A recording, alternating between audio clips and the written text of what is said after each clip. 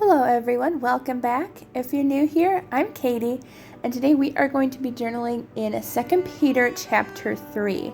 So before we get started, let's go ahead and see what we're using. We're going to be using a Bible mat behind our page, but you can use just a regular piece of paper to protect your back page. A pencil, and I'm also going to be using just a clear bookmark, but you can use a ruler as well.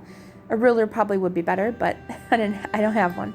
And then we're also going to be using Posca pens, which are water-based markers, and I absolutely love them. They are paint markers, so they don't act like regular markers. So let's go ahead and say a quick prayer before we get started. Dear Lord, thank you for bringing us all together today. I pray, Lord, that you will help us to strengthen our relationships with you, Lord God, that you will guide our journaling today. In Jesus' name, amen. Okay, so we're going to be working in verse 8 and 9, and it says, "But do not forget this one thing, dear friends. With the Lord, a day is like 1,000 years, and 1,000 years are like a day. The Lord is not slow in keeping his promise, as some understand slowness. Instead, he is patient with you, not wanting anyone to perish, but everyone to come to repentance." So today, as I said, I'm going to be working with Posca pens, and we're going to be doing kind of a quilting page, and I really liked this idea. I figured that the quilting would kind of represent God's timing and how it's different from ours, and that quilts always have, or most of them always have, different size patterns. They have different size squares, and that's the difference between our timing and God's timing. God's timing is perfect, and it's different from ours. So his promises will come at different times, and so that's why I decided to do a quilt. So I'm just going to be penciling in my lines first. I am doing a voiceover today until the end of the video, only because the dishwasher was going, so yes, voiceover for today. But yes, so I am going to be just outlining where I want my quilted squares to go, and decided to use pencil first just to make sure I knew where my colors were going. I should have just stuck with light colors, but I kind of like just adding a few dark colors to it. It turned out really cute. Alright, so I took out most of the dark colors out of my pages. I started with yellow. I really actually like the yellow. I think it's a really cute color. It's more kind of like a mustard yellow, which I like, versus like a pale yellow. And then I'm going to go in with a lighter green. I do have a darker green, which I will be using as well. But as you can see, it does act more like paint. These are not your regular markers. They don't dry super fast. They do dry just like acrylic paint, and you have to let them dry for a few minutes before you continue on. So I'm just being careful as I go around.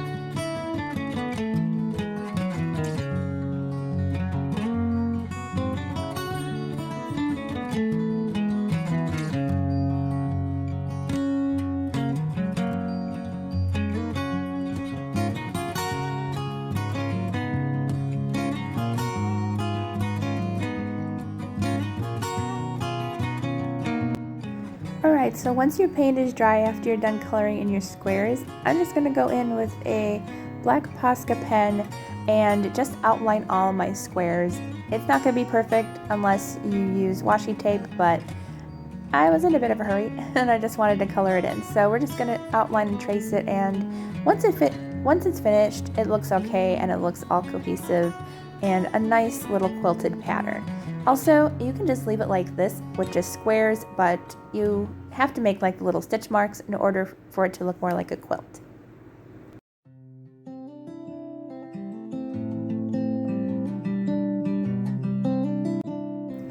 Okay, so again, once you let that completely dry, you want to go over in any color you want. If you want to do black, you can, but I'm going over in white. And then I completely let the white dry. I just used a hair dryer, and I'm going to use a micron pen in the size 08. And it's one of my thickest ones, but I want to outline it so that way it pops off more off the page, and it kind of looks more cartoonish and just stands out more, because if I just left it white, you really couldn't see the lettering. So that's what we're going to do, and then we will be completely done.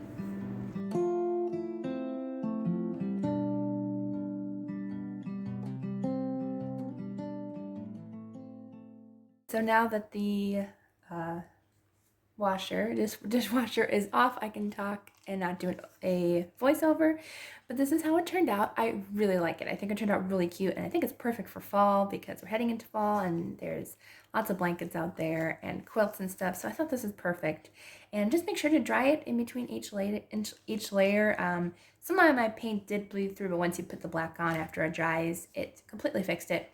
My lines are not perfect, but once it was completed, it turned out really cute. I really like it. But let's check out the back of this piece of paper. Now, I have done one in the past. I can show you where'd it go? It's in here somewhere. There we go. I did this one. This is Posca pens, and absolutely no bleed through. There is shadow, but I can still read everything back there. The only paint that it got was just because it bled around the corners, but other than that, it does not bleed through. It only shadows. So let's check out this one that we just finished. So it did bleed through a little bit in the purple, but as you can tell, we can still read everything back there. So I did not prep my page. You can absolutely prep your page with gesso if you want to, but Posca pens are water-based. They are not alcohol-based, so they will not bleed through as regular markers. And these pages are paper thin. They're very thin, very, very thin.